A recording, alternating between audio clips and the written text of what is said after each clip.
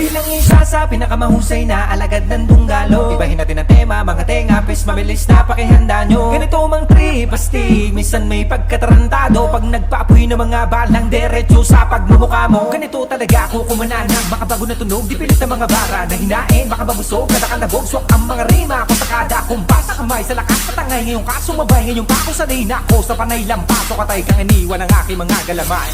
Hindi ka pwede na sumali, puro pa bebe ang iyong atake. Malapit na tong umabante, kapos dumali, bawal ka hindi.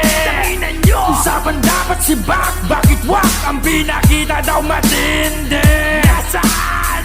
So dapat putang ina, kayo na ba gano'n na lang pala kasimple? Paano mapasama o paano ba sumali sa dinami-daming nagpakawalang atake? Baka kailangan kong maghulog ng barya para madagdagan pa ang oras ko dito kung sakaling mabato man ako ng mabato. Pag sinabi ko na ititigil ko na to, setup yun para sa'yo, parang Massacre 44 mama sa pano. Ba, kamusta? Balita ko, kapos na yung bawat tira na pahaging saan na napunta. Inaabangan ko pa naman parang ambagan sa inuman. Ako yung madalas na pulutan sa kwentuhan, hindi ba naubos yan? Pero kahit na ganoon, sinasanay ko aking sarili. Ganyan talaga pag mabait ka, lahat ay nawiwili. Kaya dapat pinipili, pag-isipan na mabuti. Walang masama na pumilatis kaysa sa huli kang magsisi. Naranasan ko na rin yan, yung tipong walang pagkakataon na mapakinggan at dumating sa puntong wala na ring malapitan. Sarili ko na lang ang nagsilbi ko na sandigan. Kaya walang may karapatan para sabihin sa'kin na itigil ko na yan. Sasabihin nyo wala akong pakialam dahil nasimulan ko to nung panahong wala kayo, alam nyo yan. Di ko na kailangan pa na paliwanagan, wala na akong magagawa kung saraduhin nyo isipan. Di ko kailangan na ipilit ang sarili ko para sa inyo. Marami na kinaya ko na ako lang pumasan. Di ko pinili na lagi na magpadagan. Di ako nasanay sa maling katuwiran, kaya lumakas aking paninindigan na dapat ipanalo ko lahat ng laban. Ganon ako mag-isip, iniwas ako na magpahagip. Mas ginusto magkulong sa silid kaysa sa mundo puno na inggit. Teka baka pwedeng baliin natin to. Gantong ang korte ko, kahit saan mo ko dalhin, laging may bala to. Oo, iba ako sa mga pambato nyo. Di ako nagyayabang, kaya kong patunayan kung hanggang saan ang kaya kong gawin. Malabong paningin, pero malinaw ang hangaring naisabutin. Mithiin ng pakpak ko para akin liparin, hanggang sa masagot yung katanungan na paano mapasama o paano ba sumali sa dinami-daming nagpakawalang atake. Baka kailangan kong maghulog ng barya para madagdagan pa ang oras ko dito kung sakaling mabato man ako ng mabato. Pag sinabi ko na ititigil ko na to, setup yun para sa'yo, parang Massacre 44 mama sa pano. Yeah, Shiro, pizza. Kala ko dati yung buhay namin puro lang kamalasan, kasabay ng pagpasok ko sa mundo ng paangasan. Pero ayos lang kasi ito ang gusto kong lakaran. Nagulat sila nung biglang lumipad yung akala nilang basahan. Teka muna, dahan-dahan, wag masyadong malakas. Pumuputok na sa loob kasi maraming palabas. Baka meron dyang galit pero hindi lang nila malabas. Hindi kasi ako makasarili kaya pati sila hinila pataas. Teka, ang dami nagbago, ugali pati na mukha mo. Ganyan na ba yung mga dapat gawin para mahalin ng mga tao?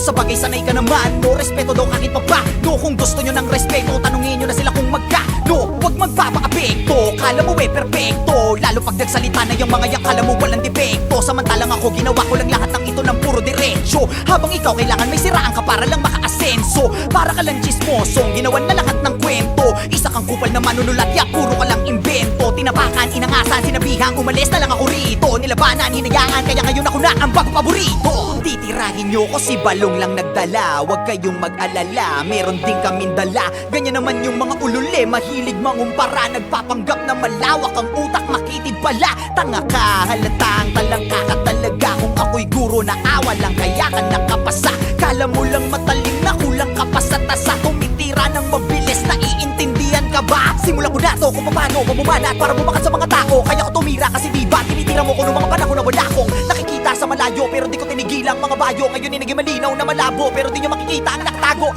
Kala mo yun na di patapos, mga tira ng dila ko di patapon. Nakapila ka di ba, halika ngayon para malaman nila yung kuting sa leon. O siya, sige na, malakas ka na nun. Dapat alam mo na yung panahon, samantalang ako isa na yung mabaon. At alam ko na rin bumalik pa ako.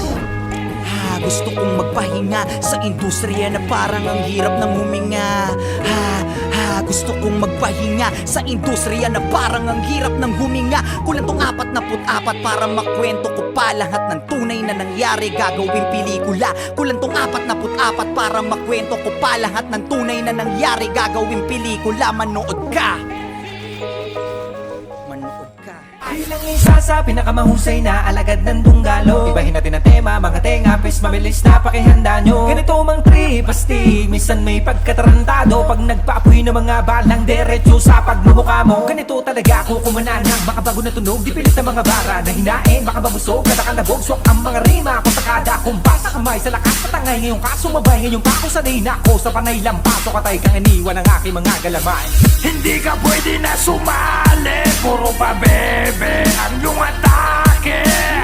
Malapit na tong umabante, kapos dumali, bawal ka hindi. Usapan dapat si Bak, bakit wak ang pinakita daw matindi? Nasaan? So dapat putang ina, kayo na ba gano'n na lang pala kasimple?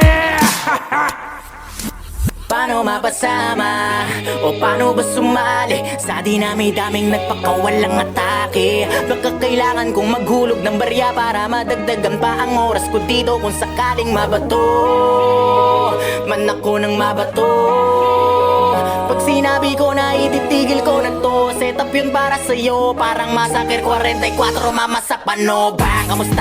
Balita ko, kamusta? Yung bawat tira na pahaging saan na napunta, inaabangan ko pa naman parang ambagan sa inuman. Ako yung madalas sa pulutan sa kwentuhan, hindi ba nauubos yan? Pero kahit na ganoon, sinasanay ko aking sarili. Ganyan talaga pag mabait ka, lahat ay nawiwili. Kaya dapat pinipili, pag-isipan na mabuti. Walang masama na kumilatis kaysa sa huli kang magsisi.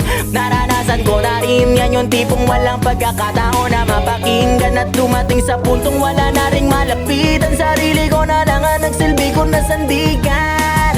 Kaya walang may karapatan para sabihin sa'kin na itigil ko na yan. Sa sasabihin nyo wala akong pakialam, dahil nasimulan ko to nung panahong wala kayo, alam nyo yan. Di ko na kailangan pa na paliwanagan, wala na akong magagawa kung saraduhin nyo isipan. Di ko kailangan ipilit ang sarili ko para sa inyo. Marami na kinaya ko na ako lang pumasan. Di ko pinili na lagi na mapadagan. Di ako nasanay sa maling katuwiran, kaya lumakas aking paninindigan na dapat ipanalo ko lahat ng laban. Ganon ako mag-isip, iniwas ako na magpahagit. Mas ginusto magkulong sa silid kaysa sa mundo puno na inggit. Teka baka pwedeng baliin natin to.